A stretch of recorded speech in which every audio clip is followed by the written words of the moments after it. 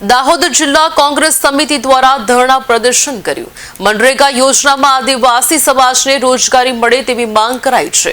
અગાઉ કલેક્ટરને આવેદનપત્ર અપાયું હતું। આવેદન આપ્યા બાદ પણ યોગ્ય નિકાલ ન આવતા ધરણા પ્રદર્શન કરવામાં આવ્યા।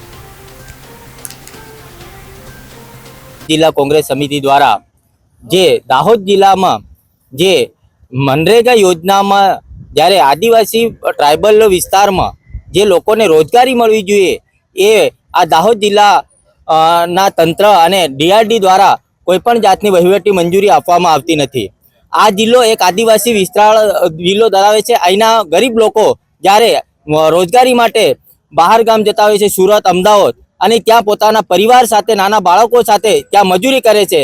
ત્યારે આજે અમે જિલ્લા કોંગ્રેસ સમિતિ દ્વારા કલેક્ટર ઓફિસની સામે ધરણા પ્રદર્શન માટે અમે બેઠા છીએ। અમે અગાઉ 24 તારીખે કલેક્ટરશ્રીને અને ડીડીઓશ્રીને આવેદન આપેલું કે દાહોદ જિલ્લાના જે આદિવાસીઓ છે, ગરીબો છે, મનરેગા એક કાયદો હોવા છતાં રોજગારી કેમ નથી આપતા। લોકો આજે 30-35 વર્ષથી બહાર માઇગ્રેશન કરે છે મજૂરી માટે, એને કેમ રોકી શકતા નથી। માઇગ્રેશનને કારણે શિક્ષણમાં બી છોકરાઓને શિક્ષણ લેવા